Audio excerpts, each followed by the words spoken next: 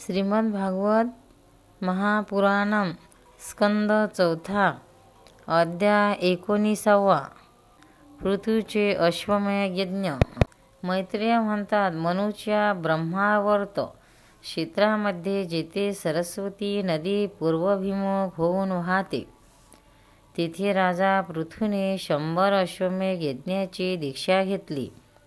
हे पाहून भगवान इंद्रांना वाटले की या यज्ञामुळे पृथू माझ्याहून वरचढ होतील, म्हणून त्यांना त्याचा यज्ञ महोत्सव सहन झाला नाही. महाराज पृथूच्या यज्ञात सर्वांचे अंतरात्मा सर्व लोकपूज्य जगदीश्वर भगवान हरींनी यज्ञेश्वर रूपाने साक्षात दर्शन दिले होते. त्यांच्याबरोबर ब्रह्मदेव, रुद्र तसेच आपापल्या अनुयायासह लोकपालसुद्धा आले होते. त्यावेळी गंधर्व, मुनी आणि अप्सरा प्रभूची कीर्ती गात होते. सिद्ध, विद्याधर, दैत्य, दानव, यक्ष, सुनंद, नंद इत्यादी भगवंताचे प्रमुख पार्षद आणि जे सदैव भगवंताच्या सेवेसाठी उत्सुक असतात ते कपिल, नारद, दत्तात्रेय आणि सनकादिक योगेश्वरसुद्धा त्यांच्याबरोबर आले होते. हे भारता, त्या यज्ञसामग्री देणाऱ्या भूमीने कामधेनुरूप होऊन यजमानाच्या सर्व इच्छा पूर्ण केल्या. नद्या सर्व प्रकारच्या रसांना वाहून आणीत होत्या. तसेच ज्यापासून मध गळत होता असे मोठमोठे वृक्ष दूध, दही, अन्न, तूप इत्यादी वेगवेगळी सामग्री समर्पित करीत होते. समुद्र पुष्कळसा रत्नांच्या राशी, पर्वत, भक्ष्य, भोज्य, चोक्ष आणि लेह या 4 प्रकारचे अन्न तसेच लोकपालासहित संपूर्ण लोक निरनिराळे नजराने समर्पित करीत होते. श्रीहरींनाच आपला प्रभू मानणाऱ्या पृथूचा हा उत्कर्ष देवराज इंद्राला सहन झाला नाही, म्हणून त्याने त्यात विघ्न आणणाऱ्यांचा प्रयत्न केला.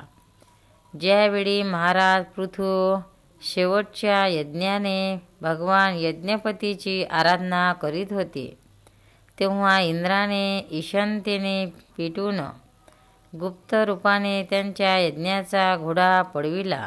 इंद्राने अधर्मामध्ये धर्माचा भ्रम उत्पन्न करणारा पाखंडी वेश धारण केला होता. या वेशात तो घोड्याला घेऊन मोठ्या वेगाने आकाशमार्गाने चालला होता.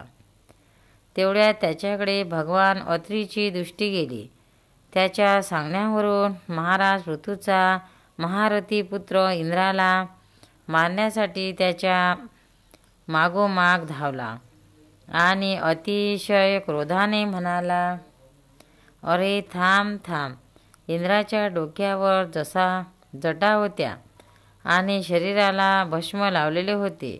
त्याचा असा वेश पाहून पृथुकुमार त्याला मूर्तिमंत धर्मच समजला, म्हणून त्याने त्याच्यावर बाण सोडला नाही. जेव्हा तो इंद्रावर वार न करताच परत आला, तेव्हा अत्रींनी पुन्हा इंद्राला मारण्याची त्याला आज्ञा केली. वत्सा, या देवाधम इंद्राने तुमच्या यज्ञामध्ये विघ्न आणले आहे. तू याला ठार कर. अत्री मुनींनी असे सांगताच पृथुकुमाराला अतिशय क्रोध आला. इंद्र अतिशय वेगाने आकाशातून चालला होता. त्यावेळी जटायूने रावणाचा पाठलाग करावा तसा पृथुकुमार इंद्रामागे माग धावला. ते पाहून इंद्राने आपला वेश आणि घोडा सोडून देऊन तो तेथेच अंतर्धान पावला आणि तो वीर आपला यज्ञपशु घोडा घेऊन पित्याच्या यज्ञशाळेत परत आला.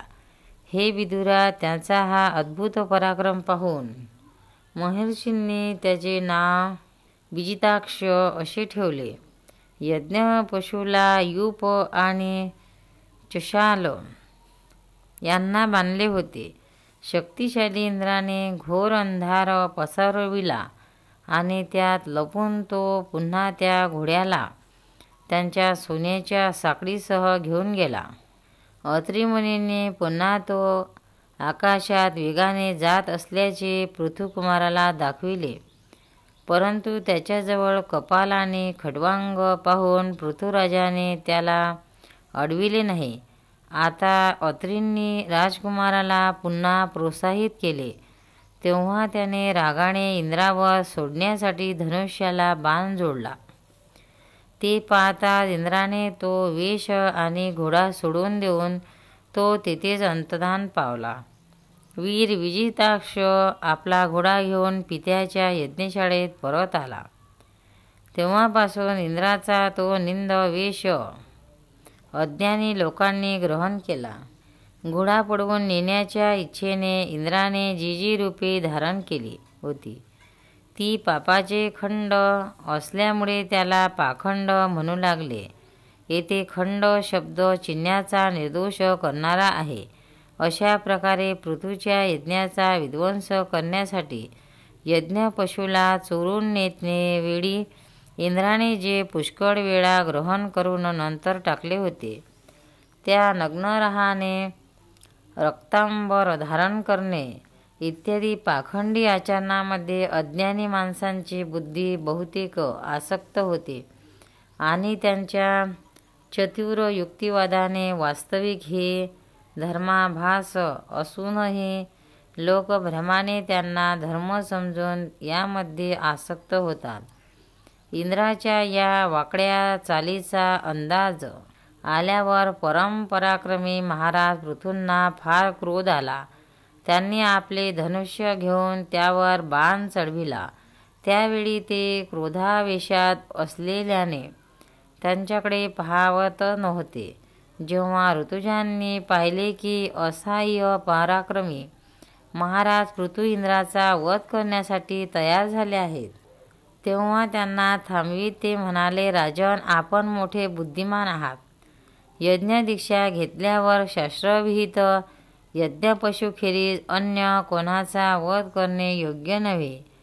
या यज्ञकार्यात विघ्न आणणारा तुझा शत्रू इंद्र तर तुझ्या सुयशामुळेच निस्तेज झाला आहे आणि अमोघ आवाहन मंत्र्यांनी त्याला येथेच बोलावून घेतो आणि जबरदस्तीने त्याचे अग्नीत हवन करतो. विदुरा यजमानाशी असा विचार विनिमय करून त्याच्या वृतध्वजांनी क्रोधाने इंद्राला आवाहन केले. ते स्वेच्छेतून त्याची आहुती टाकणार एवढ्यात ब्रह्मदेवाने तेथे येऊन त्यांना अडविले. ते म्हणाले, तुम्ही इंद्राचा वध करता कामा नये, कारण हा इंद्र भगवंताची यज्ञ नावाची मूर्ती आहे. तुम्ही यज्ञ करून ज्या देवांची आराधना करीत आहात ते इंद्राचेच अंग आहेत आणि त्यालाच तुम्ही यज्ञाने मारू इच्छिता. पृथ्वीच्या या यज्ञानुष्ठानात विघ्न आणण्यासाठी इंद्रानेही जी पाखंडी रूपे घेतली ती धर्माचे उच्चाटन करणारी आहेत. या गोष्टीकडे तुम्ही लक्ष द्या. त्याला आता आणखी विरोधी करू नका, नाहीतर तो अधिकच पाखंड मार्गाचा प्रचार करेल. पृथ्वीचे 99च यज्ञ राहू द्यात, तेवढ्यातच त्याची कीर्ती इंद्राहून अधिक होईल. नंतर राजर्षी पृथूला ते म्हणाले, राजा, तू मोक्षधर्म जाणणारा आहेस, म्हणून आता तुला या यज्ञाच्या विधिपूर्वक अनुष्ठानाची आवश्यकता नाही. तुझे कल्याण असो. तू आणि इंद्र हे दोघेही पवित्र कीर्ती भगवान श्रीहरीचे शरीर आहात, म्हणून आपलेच स्वरूप असणाऱ्या इंद्रावर तू रागावू नकोस. तुझा हा इंद्र निर्विघ्नपणे पार पडला नाही, म्हणून तू चिंता करू नकोस. माझ्या म्हणण्याचा आदरपूर्वक स्वीकार कर. असे की जो मनुष्य विधात्याने बिघडविलेले काम सुधारण्यासंबंधी विचार करतो त्याचे मन अत्यंत क्रोधाने भरून जाते व तो भयंकर मोहरूप अंधारात पडतो. या यज्ञ आता बंद कर. या यज्ञामुळे इंद्राने निर्माण केलेल्या नास्तिक मतांनी धर्माचा नाश होऊ लागला आहे. कारण देव मोठे हट्टी असतात. जरा पहा तर, जो इंद्र घोडा चोरून नेऊन आपल्या यज्ञामध्ये विघ्न उत्पन्न करीत होता. त्यानेच रचलेल्या या आकर्षण पाखंडाकडे सर्व जनता आकर्षित होऊ लागली आहे. आणि हे वेनपुत्रा, आपण साक्षात विष्णूचे अंश आहात. वेनच्या दुराचारामुळे धर्म लुप्त होऊ लागला होता. म्हणून कालानुसार धर्माचे रक्षण करण्यासाठीच आपण त्या शरीरातून अवतार घेतला आहे. म्हणून प्रजेचे पालनकर्ता पृथू महाराज, आपण या अवताराचा उपदेश विचारात घेऊ. भृगू इत्यादी विश्वनिर्मात्या मुनीश्वरांचा संकल्प पूर्ण करावा. ही प्रचंड नास्तिक मतरूप इंद्राची माया अधर्माची जननी आहे. आपण ही नष्ट करून टाका. मैत्रेय म्हणतात, लोकगुरु भगवान ब्रह्मदेवांनी अशा प्रकारे समजावल्यावर पृथूंनी यज्ञाचा आग्रह सोडला आणि इंद्राबरोबर प्रेमपूर्वक मैत्रीही केली. त्यानंतर अवभृत स्नान केलेल्या पृथूंना त्याच्या यज्ञाने तृप्त होऊन देवांनी इच्छित वर दिले.